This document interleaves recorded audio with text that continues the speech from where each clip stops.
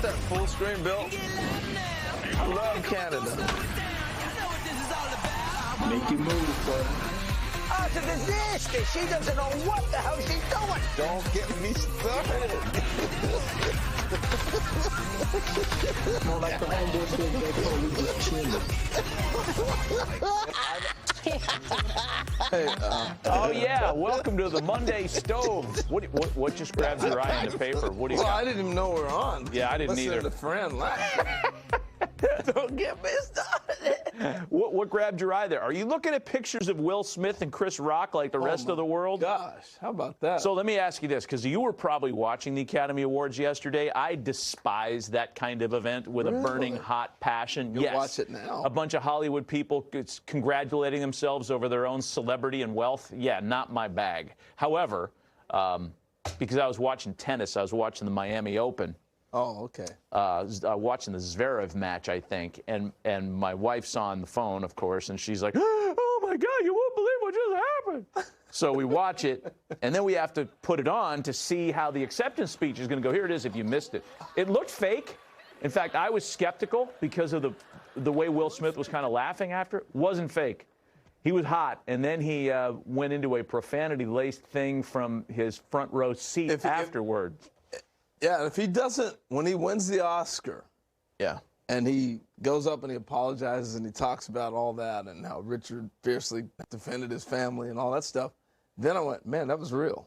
Oh, Because up until that point, I was still a little, that was a pretty good act. I thought it was an act, too, until he was like, keep my wife's name out of your mouth. Like, whatever he said there, like that. I was like, ooh, he's hot. But this is the thing. Like, everybody's like, oh, my tired of gosh, people there talking was about you. violence in the Academy Awards. Come on, man. In our game, people hit each other. In sports, people hit each other sometimes. Emotion boils over. Just ask Joey Bats and Rugnet Odor. Ouch. How come this wasn't on the Today Show the next day? Wow. That was a clean blow, too. That was amazing. Donnybrook. I remember Can you believe that was 6 years ago? Holy smokes, time flies. I know. It's crazy. Wow. We got a lot to get to today. We got games in action, and I know you've probably been looking at highlights on your phone the same way I have. Yeah.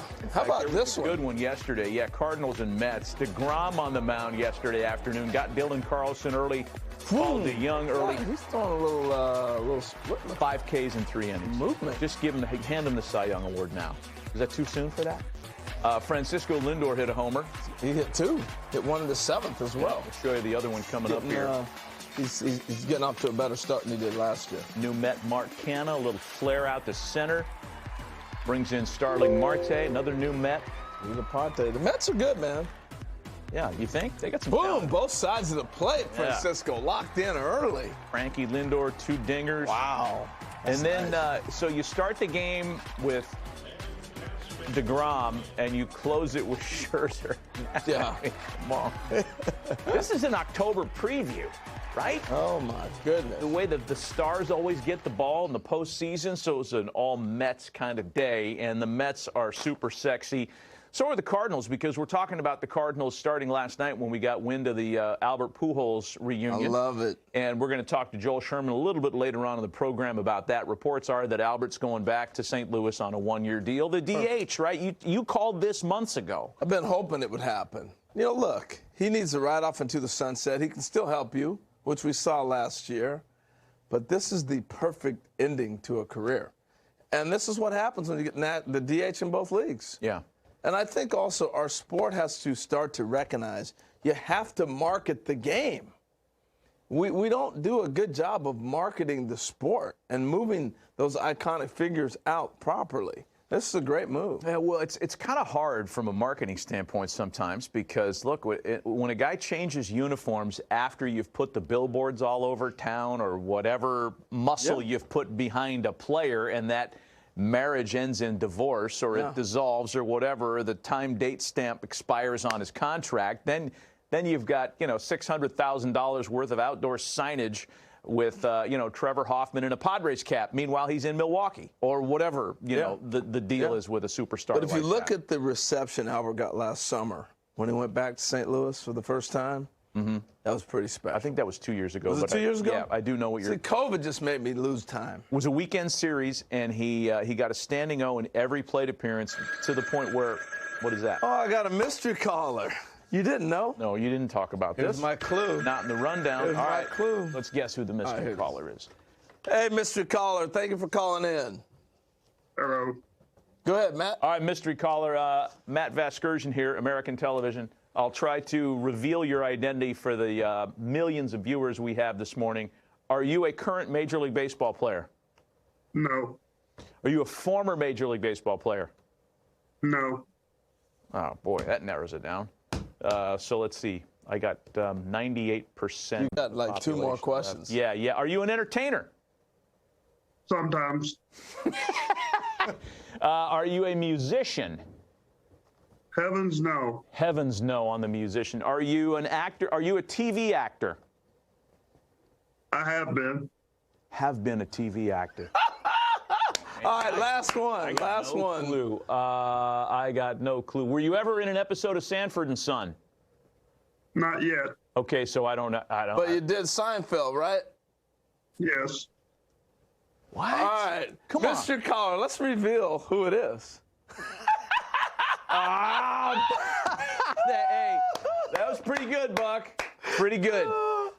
I like my Ernie Schneber's voice. I was so worried about him knowing who you were. First thing you said hi. I just knew he'd be all over it. Not with the voice change. That was good. Buck, good morning. How we looking, guys? How we looking? We're looking good. We're excited about your club. We're excited about having you back in uniform as much as we miss you around here. And, look, nothing but love so far from what you guys have done. Give us your kind of your thumbnail thoughts on how camp has gone so far. Well, I think that's why everybody loves spring training. It's such an upbeat time. You're always thinking about best case scenarios, and some guy's going to make big strides from last year, and someone's going to actually stay healthy. I got to tell you, yesterday was fun. There were moments that I kind of stepped back in the dugout, getting to watch Jake and Max pitch yesterday to a full house, and all felt right with the world yesterday. With our fans, we had a lot of people very excited to watch those guys work. How did that come about, Buck, where you lined those two up yesterday? And why? Well, we kept looking at a way to separate them. If you look at playing the National League East, we have so many teams down here with the Nationals and the Marlins. And, of course, you don't like this late to starting the season to have those guys pitching against them, so you're trying to solve a lot of things. And finally, we kind of said, well, what if they pitch together? And they didn't want to pitch on the backfield on AAA games. They wanted to have the bells and whistles of a game with people in the stands. And it was just the best way way to solve it. And we're going to play a 6-inning game in camp day today to pick up the relievers that would have normally pitched yesterday. Hey, so you've had a combination like this before with two star pitchers like that, and they push each other. How do you see this DeGrom and Scherzer? Who's pushing whom? Because of what they've done, it's pretty obvious they don't need pushing. They're self-pushers, and they don't need us to bring somebody in here that has a good track record to be pushed any more than they do. Max called yesterday after Jake was finishing up. Jake had about 5 pitches left, and we had another reliever to finish the inning. Max called up and said, hey, I'll come in and relieve DeGrom. That'd be, he was fine to come in. Can you imagine Max running across the field from the bullpen to relieve Jake? But the crowd had to have gone nuts. No, it didn't happen because Jake was able to finish his inning. But that would have been fun. So, go ahead. I was going to say, so what, what young player? We know about Marte. We know Sheila Lindor starting to swing the bat. What young player has stood out and caught your attention?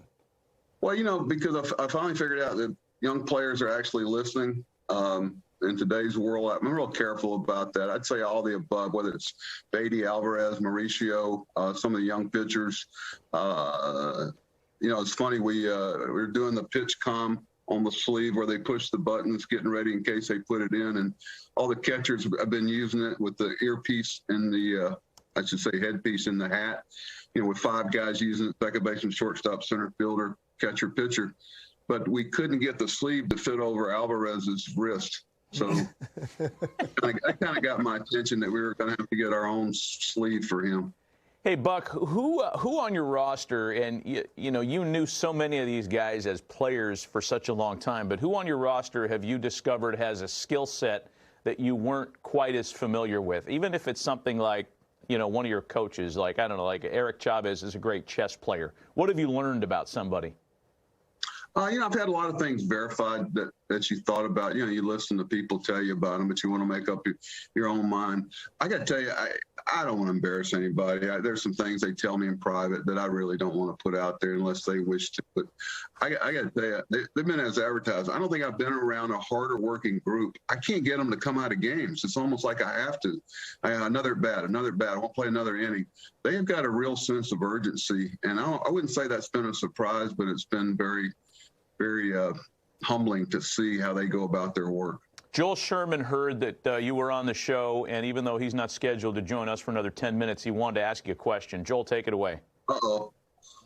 I'm not going to fake a voice and be your mystery caller, Buck. But I just wonder, you were hired during the lockout, and you weren't allowed to talk to your 40-man roster players. I wonder about the balance of getting a team ready in 3.5 weeks, but also trying to bond and get to know them, people you're going to have to be with and motivate for the next 6-7 months.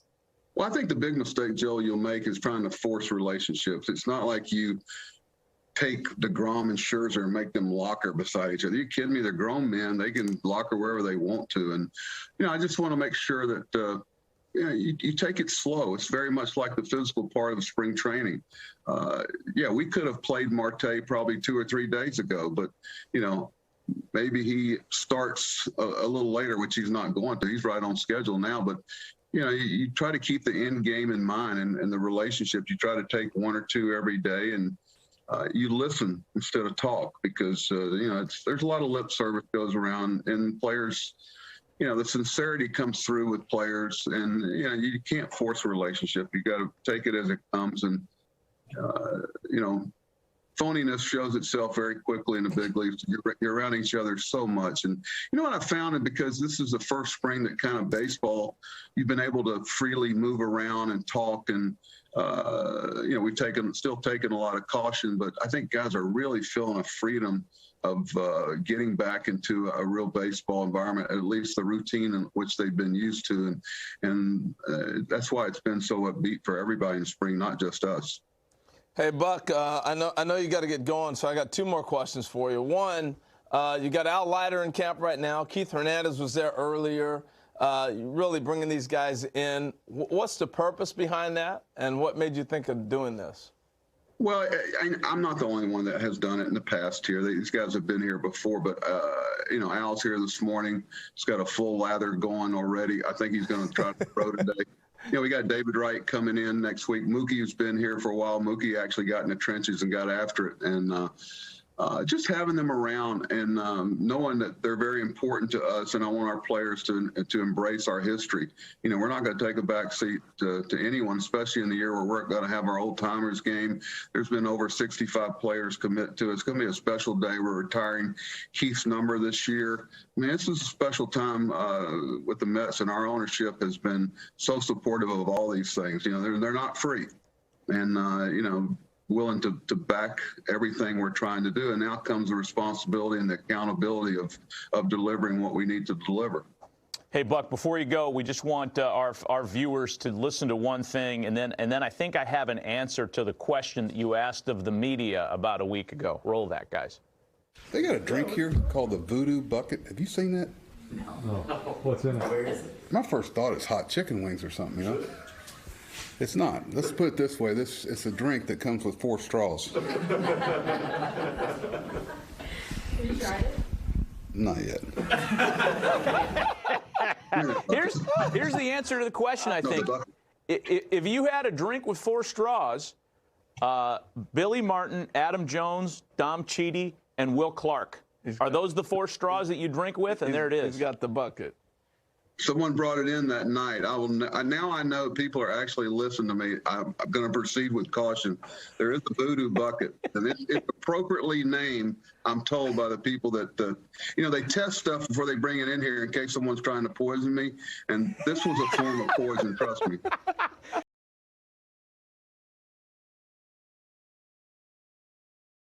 Buck, we appreciate the visit, man. It's good to see you.